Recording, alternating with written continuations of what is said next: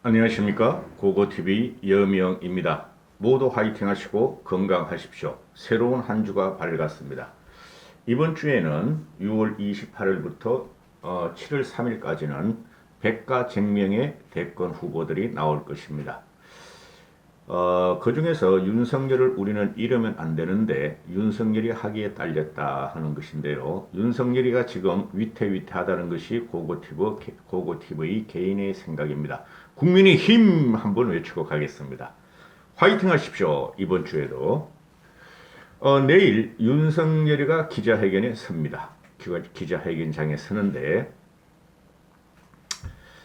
아수라장이 일어날 것이다 하는 게 제 생각인데요. 윤석열은 기자들의 질문에 일목요연하게 답변을 할 그런 정치력을 아직 못 갖췄습니다. 너무나 크게 지금 판을 벌였어요. 미리부터 나왔어야 되는데 너무나 그동안 신비주의, 기회주의, 전원 정치에 휩싸이다가 갑자기 나오는 경우다 하고 저는 생각을 하는데요. 그럼에도 불구하고 현재 문재인을 치고자 하는 국민들의 도구를 누구로 만들 것이냐에 대해서 윤석열 쪽으로 현재는 지지율이 쏠리고 있으므로 윤석열 개인의 난국을 잘 돌파하기를 기도하고 있습니다. 솔직히 말해서 고고티브는요. 그래서 윤석열이 기자회견장에서 답해야 할 다섯 가지만 일단 추려봤는데요. 전체적인 내용은 이겁니다. 윤석열 현상에 투영된 것은 윤석열이가 지금 정치인으로 국민이 밀고 있는 것은 윤석열 개인이 아니고 윤석열의 도구하러 정권 교체를 하란 국민의 지상명령인데 과연 이것을 어떻게 돌파할 것이냐 하고 내일부터 시작을 할 겁니다. 그런데 내일 기자회견장에 제가 볼 적에 정리가 잘 안 되는 식으로 안 될 이유가 뭐냐면은 기자들이 사정없이 달려들 것입니다. 쉽게 말해서 윤석열은 대중 앞에 처음 서는 것이죠. 그래서 아수라장이 될 수가 있다 하는 염려인데요. 그 이후에 윤석열이가 기자회견 후에 광폭적으로 직설적인 언행을 해야지 성공을 하고 또 이 사람 만나러 다닌다, 저 사람 만나러 다닌다 하면서 또 대중 앞에서 종적을 감추고 신비주의를 일관하다가는 그 다음부터는 진짜 힘들 것이다 하는 게 고고TV의 생각입니다.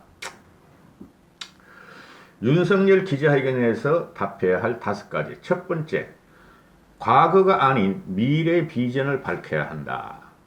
정권 탈환과 정권 인수는 과거의 프레임으로 안 되고 미래 프레임으로 간다. 미래 비전을 내야 된다 하는 것이죠. 그죠? 과거의 싸움이 아니라 미래의 싸움이다.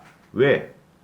5년의 미래를 갖다가 짊어져야 할 대통령이므로 과거 프레임으로는 문재인을 이길 수가 없다. 윤석열이가 이때까지 갖고 나온 걸 보면은 첫째, 공정과 헌법 가치를 갖다가 계속 주창하죠. 그죠? 근래에 행보를 봐도 그렇고 독립기념관에서 그죠? 발표하는 것도 그렇고 따라서 윤석열은 미래의 변화를 주도할 비전과 아젠다를 내야 된다 하는 것이죠. 사실상 대권 출마이므로.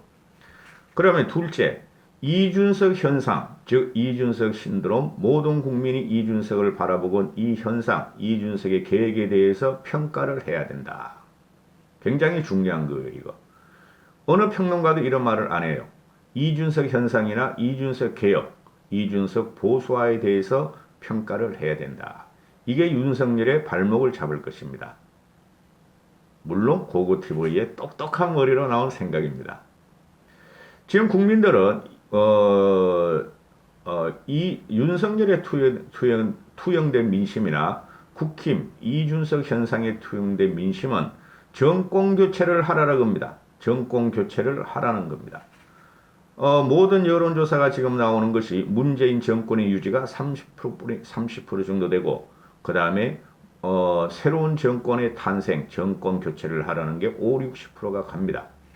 따라서 국민들은 윤석열이란 개인이 아니라 윤석열이가 정권 교체를 위한 유일한 도구와 방법이라고 윤석열을 지원하는 것이지 윤석열의 검찰총장의 행보나 개인적인 가치에 대해서 지원하는 것이 아니다 하는 것을 윤석열도 잘 알고 있을 것입니다. 두 번째, 윤석열이 답해야 될 5가지 중에서 두 번째, 국힘의 입당과 또 입당 여부와 국힘의 입당을 한다면 언제 할 것이라는 시기 여부를 반드시 밝혀야 되는데 이것이 힘들 것이라고 생각을 합니다. 국힘의 입당과 입당 시기 여부 중에서 첫 번째, 친박을 단죄하고 국정농단을 단죄한 평가를 윤석열 스스로 해야 될 것입니다. 이런 거 평론가들이 말 안 하죠. 기자들도 말 안 하죠. 윤석열이 다음에 대통령 되면 지들이 골치 아프니까, 피해 당하니까. 두 번째, 전직 대통령 2명을 단죄했다는 평가를 역시 윤석열 스스로 해야 될 겁니다. 이게 무슨 말씀이냐 하면은 이준석이가 대구에 가서 탄핵은 정당했고 헌법재판소의 판결도 정당했으나 문재인한테 똑같이 돌려줘야 한다고 돌파한 그것으로 인해서 이준석은 국민의 지지를 받았고 TK를 극복했다. 윤석열도 똑같이 극복을 해야 된다 하는 말씀입니다. 지금 윤석열이가 국힘의 입당을 상당히 주저하고 있죠. 그죠? 일반 언론들은 또는 평론가들은 국힘에 들어가는 순간 그 국힘의 수구꼴통, 친박, 탄핵, 비탄핵파들에 의해서 물어뜯긴다. 그런 좀비들의 물어뜯기고 상처를 입고 또 홍준표의 발정의 상처를 입고 유승민, 원희룡 등과의 경쟁에서 부담스럽기 때문에 국힘의 입당을 미직거리고 있다 하는 거죠. 그러나 그런 개인적인 돌파를 가지고는 대통령이 될 수가 없다 하는 게 고고터블이죠. 그죠? 정치는 냉정한 겁니다. 정치는 정글에서 누가 호랑이같이 왕이 되느냐 이것이죠. 그렇죠. 그래서 윤석열이가 지금 하는 것은 중도층까지 지지층을 흡수해서 압도적 정권을 창출하겠다 하는데 이것도 문제가 심각합니다. 현재 보면은 여야로 확실히 나눠져 있고 문재인이라는 꼴통이 40%의 지지를 여전히 받고 있고 보수, 극보와 극진이 극단으로 나누어진 현실에서 중도층과 탈진보를 윤석열이 혼자서 아우르고 포용하는 것은 거의 불가능에 가깝다. 그 중심에 지금 이준석이가 있기 때문이다 하는 것이죠. 만약에 이준석이가 당대표가 되지 않고 이준석 현상이 없었더라도 윤석열이는 탈진보층한테 또는 중도층한테 적극적인 지지를 받을 성격은 아니었다 하는 것인데 윤석열이가 지금 잘못 발을 디딜 수가 있다 하는 게 제 생각입니다. 그 이동훈이가 그만둔 것도 국힘의 입당 여부를 확실히 이동훈이가 말했잖아요. 그죠? 그것 때문에 윤석열이가 자긴 그런 적이 없다 해서 이동훈을 날려버린 거 아니에요. 그래서 국힘의 입당 여부를 확실히 밝혀야 되는데 아마 이번 기자회견에서는 그 입당 여부를 확실히 표명할 확률은 희박하나 그렇게 되면은 또 국민들과 쉽게 말해서 극우 꼴통 보수층 우파 유튜버들은 혼란에 빠질 것이다. 이렇게 되고 윤석열이 반드시 대답해야 할 세 번째 문제 참모 윤석열의 참모가 누구고 윤석열의 지략가는 누구고 윤석열의 세력은 누구냐 하면서 기자회견장에 나와야 되겠죠. 그래서 윤석열의 참모와 세력의 공개 여부입니다. 또 제3세력을 갖다가 구축하고자 하는 윤석열의 참모의 공개 여부입니다. 신문에 나오는 것은 보면은 과거 전번에도 말했다시피 권성동, 장제원 또 누구 만났죠? 윤희숙 또 정진석 이런 친구들이 대체적으로 보면은 친이계입니다. 친이계죠. 장제원계는 꼴통이라서 친이계도 아니고 친박계도 아니고 그놈은 홍발정이하고 저기 말이야 쓰시마 섬에 가서 살아야 돼. 윤희숙의 실용 경제 정치는 친이 성향이 가깝다 하는 것이죠. 그래서 윤석열의 참모 세력 공개 여부와 제3세력의 여부는 첫 번째 친이계의 우군화 여부죠. 지금 현재 권성동이나 정진석이나 윤희숙은 과거가 아니었고 현재 윤희숙의 말하는 걸 보면 친이계에 가까워요. 실용정치, 실용경제. 그 다음 장재원은 말할 필요도 없고 친이계의 우군화 여부다. 현재 언론지상에서 나오는 거 보면은 정진석, 권성동 등을 제외하고도 친이계 쪽에서 참모들이 붙었다 하는 게 벌써부터 나왔죠. 그 TV 종편에 나오던 친이계의 이동관, 청와대 대변인은 지금 홍보수석 하던 친구는 지금 정치권에서 또는, TV 종편 평론가에서 감춰버렸죠. 자취를. 이동관은 아마 거기서 윤석열 쪽에서 뛰고 있을 것이다 하고 있는 게 제 생각이고요. 그래서 첫 번째 친이계의 우군화 여부를 밝혀야 되고 과연 윤석열 뒤에 누가 백킹을 하고 설 것인가를 보면 알 것이고 두 번째 탈여의도 정치 여부다. 윤석열은 여의도에 사무실을 내냐 또는 광화문에 사무실 내냐 하고 설랑설레 하는데 아미 빌딩에 사무실을 낸다고 기자들의 추측에 들어갔는데 아직까지도 확인하진 않다. 이것도 문제가 심각해요. 사무실을 내느냐 마냐 어디냐 내느냐 말이야. 그리고 주간조선에서 재밌는 이야기를 하는데 윤석열이는 사주, 역술, 풍수 등에 대단히 관심이 많다. 오랜 기간 윤석열의 조언해온 고령의 역술인도 존재한다. 그래서 아마 빌딩이 풍수 전문가들 사이에서 대표적 명당으로 꼽힌다. 이렇게 되는 거죠. 이런 거 나오는 순간 윤석열은 지지율 떨어집니다. 풍수, 역술, 사주에 관심이 많다. 윤석열은 천주교 신자라고 제가 알고 있거든요. 그럼 안 되지. 하느님 믿어야지. 그리고 지금 윤석열의 탈여의도 정치가 지금 국힘에 입당하지 않은 거 보면은 상당하죠. 그리고 자꾸 새로운 사람을 찾으러 들어가죠. 그렇죠. 이때까지 만나는 사람들은 정치권하고 인맥이 없는 사람을 만났죠. 윤석열이가. 그런데 결국은 탈여의도 정치가 아니라 여의도 정치로 들어갈 수뿐이 없어요. 그걸 지금 뻗이기고 있는데 거기서 윤석열이가 잘못하면은 잘못된 행보를 하다가는 현재 있는 지지율도 까먹을 것이다. 어떻게 된 경우든 여의도 정치 문법과 자기가 원하는 실용 정치를 같이 가려면 여의도 정치 문법을 차용하지 않을 수 없다. 그리고 여의도를 잘 아는 전략가 전술가들을 가용하지 않을 수가 없다 하는 것이죠.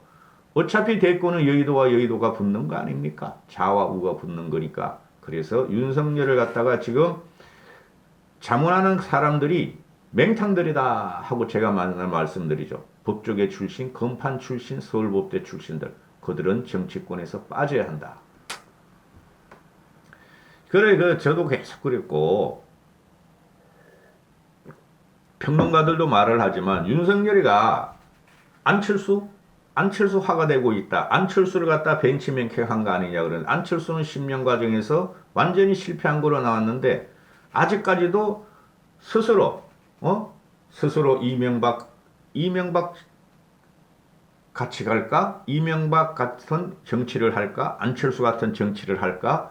계속 고민하다가는 결국은 좌우에 의한 여의도 정치에 의해서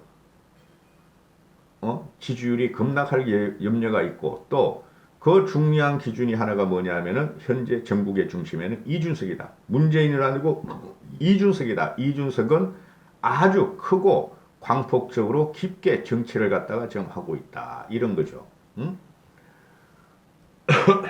그리고 윤석열이가 지금 탈여의도 정치를 한다는 것은 좌도 싫어요, 우도 싫어하고 질린 국민들이 윤석열 현상에 대해서 이준석 나오기 전에 윤석열 현상입니다. 윤석열을 도과를 시키고 있는데 탈여의도 정치를 어떻게 할 것인가? 자도 우도 싫으면은 이명박은 그거를 대권을 갖다가 쥐고 나서 현대그룹, 현대 건설 회장이라는 것으로 경제를 살리자고 성공을 했지만은 그죠? 윤석열은 그렇지가 않다. 검사 자체라는 것이 탈여의도 정치에 벗어나기는 힘들다 하는 게 제 생각이고요. 그 다음에 아니 보수도 잡고 중도도 잡고 탈진보까지 잡겠다. 탈문이죠. 탈진보까지는. 이거는 정치는 그렇게 하면 안 되는 것이죠. 제가 항상 말씀드리는 건 보수가 중심에 있고 보수를 근데 개혁해야 되고 중도를 확보하며 탈진보까지 가져와야 된다. 일부까지 이런데 지금 보수층에서도 꼴통 보수들 TK 일부 이런 사람들만 지지하고 있어요. 중도와 2030은 지금 싹 이준석으로 갔다. 그리고 개혁보수도 이준석으로 옮겨버렸다. 그렇죠. 그럼 확실하게 보수부터 잡고 그 다음에 중도로 외연을 넓히고 그 다음에 탈진보 일부를 갖다가 흡수해야 하는데 윤석열의 머리에 뭐가 있냐? 검사 동일체. 내가 생각한 게 옳아. 내가 지시하면 검사들은 다 따랐어. 근데 한 놈 문재인만 안 따랐어. 이거죠. 문재인은 박혀 있으니까. 그죠? 그럼 윤석열의 특수통 검사, 윤석열의 검사 동일체의 그 인식이 아직까지 박혀 있고 검사 탈화를 못했다. 검사로서의 생각, 검사로의 체득한 체화된 그 마인드를 버리지 않고서는 언젠가는 위험해질 것이다 하는 게 고고TV의 생각입니다. 평생을 살아온 검사 습성을 불식시켜야 한다. 그 다음에 윤석열이 반드시 답해야 할 다섯 번째, X파일 여부다. X파일 여부다. 제가 말씀드렸죠. 이 X파일은 7월 2일 날 장모건이 1심 재판이건 유죄를 받더라도 상관없다. 그죠? 그리고 김건희 씨의 코바나 컨텐츠 사건을 다시 조사한다 해도 그거는 상관없다. 문제는 뭐냐? 김건희 씨의 개인적인 문제고 윤석열과 결혼 전에 개인 사생활의 문제였다 하는 것이죠. 그래서 X파일 답변 여부는 기자회견장에서 명확하게 답하기 어려울 것이다. 왜? 아내 김건희의 과거 사생활의 문제였다 하는 것이죠. 그 좌파들이 두드리는 유튜브 보고 이야기하는 거 아니에요. 전 논리적으로 그게 다 정비가 돼 있어요. 대선에 윤석열이가 우리 대권 후보로 되면은 그때 쟤네 공격하면 그때 같이 공격하면 돼요. 우리가 미리 떠벌릴 필요 없어요. 신지호 그놈아 같이. 그래서 이 X파일 문제가 지금 자꾸 평론가들이 갖고 오는 것이 이명박의 BBK 사건, 다스 문제 또는 박근혜의 최태민, 최순실 문제를 갖고 오는 그거하고는 이유가 달라요. 그거하고는 그런 게 지금 윤석열한테 있을 리가 없고 그런 걸 비교하면 안 됩니다. 이건 완전히 새로운 문제예요. 새로운 문제. 그래서 윤석열이가 지금 그 X파일 문제에서 정치 공작이다. 불법 사찰이다 하고 프레임을 걸었는데 그건 성공하지 못해요. 반드시 답해야 돼요. 언제쯤에는. 한 번쯤은 짚고 넘어가야 돼요. 그거 못 짚고 넘어가면 안 돼요. 근데 홍준표까지 그래 발정적으로 팍팍 쏘는 발정. 오지 가지고 오지. 다섯 손가락 가지고 팍팍 쏘는 발정. 홍준표 같은 그런 식으로 공격하면 안 돼요. 자체적으로 얼마든지 해결할 수 있어요. 단 국힘에 들어와야 된다는 조건이죠. 국힘에 들어오면 자체적으로 얼마든지 방어 전략을 해가지고 프레임을 민주당에다 걸고 돌파할 수 있어요. 나중에 말씀드릴게요. 저는 남의 사생활을 까거나 지저분한 것을 말하기 싫어합니다. 대선이 시작되면은 대선 기간이 한 3개월 정도 되는데요.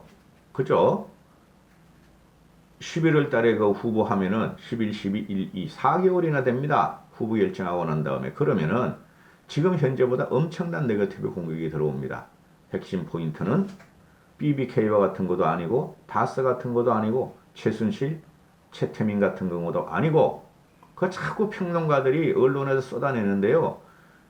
과거를 생각하시면 안 됩니다. 김대엽 같은 경우요. 김대엽도 자꾸 쏟아내는데 윤석열은 유가 다른 인물이에요. 딱 하나 걸리는 게 김건희의 사생활 문제다. 응? 그래서 국민의힘으로 들어와야지 당력을 총동원해서 우리의 대선 후보를 막기 위한 총력 방어가 된다. 이렇게 되는 것이고. 자, 윤석열이 반드시 답해야 할 다섯 번째 문제. 윤석열 개인의 가치관 문제다. 이게 그동안 뭐 윤석열의 운명, 뭐 윤석열의 어쩌고 저쩌고, 그 윤석열이가 쓰지 않은 자서전이 뭐 지인들에 의해서 많이 나왔죠. 그거 전부 다 개소리다. 자기가 쓰지 않은 자서전을 어떻게 제3자가 쓰겠는가 하는 문제죠. 그래서 윤석열을 미화하는 게 많이 나왔는데 윤석열 개인 가치관이 뭔가? 우리가 알고 있는 건 없다. 30년 검사 생활이었고, 그죠? 좌나 우나 자기는 검사로서의 본분적인 일을 했고 양쪽을 쳤다. 이것뿐이 없죠. 그죠? 개인적인 가치관이 뭔가? 이게 표현할 수 있는 게 연설이고, 과거의 연설이고 현재도 연설이지만 요새는 SNS, 그죠? 인터넷 정치가 발전되어 있으니 이걸 밝혀줘야 된다. 꿀먹은 머리 같이 도대체 뭐를 하는지 알 수 있고 신비론에 갇혀 있고 전원 정치를 하고, 이 전원 정치라는 게 불통이라는 소리예요. 불통. 솔직히 저는 윤석열이가 일단 문재인을 치기 위해서 우리가 도구화를 시키지만은 대통령 되고 나면은 윤석열이가 박근혜나 문재인보다 더 불통이 될지 안 될지 어떻게 알아요? 대통령의 자리가 올라가고 나면은, 그죠? 그래서 정치인이 그리고 문재인 그게 무슨 정치인이야? 꽃가만 타가지고 사상구 가가지고 국회의원 한 번 하고 억지로 그냥 밀어 올린 건데 박근혜가 그냥 정권 헌납하는 과정에서 그게 무슨 정치인이야? 비서만 하던 놈이고 쩝쩝 떼던 놈이고 짜장면만 좋아하던 놈인데 짜장면에다가 말이야 또 그냥 한우만 넣고 말이야 개걸스럽게 먹던 놈인데 그건 정치인 아니에요. 그런 놈이 하고 나서 나라가 이렇게 파괴된 거야. 이 SNS 정치를 해야 돼요. SNS를. 근데 윤석열이 개인 성격으로 보면 SNS를 할 사람이 아니에요. 저도 하면 안 된다 그랬고. 근데 안 하면은 자기 육성이 나와야 되는데 육성도 안 나왔어. 제가 5말 6초라 그랬죠. 5월까지 나와야 된다. 계속 다른 사람이 말해. 그러면 국민들이 지금 뭐야? 의심이 가고 불통기질이 있다 그러고 또 언론들도 계속 단독 특종하면서 이상한 기사를 터뜨리고 그리고 언론을 대하는 것도 문제죠. 그죠? 자신이 말을 해야죠. 그리고 몇몇 언론사에만 소스를 주니까 이것도 문제라는 거죠. 그죠? 지금 현재는 전부 다 SNS 계정을 두고 직접 글을 쓰고 유튜브까지 하는데 유튜버는 하면 안 돼.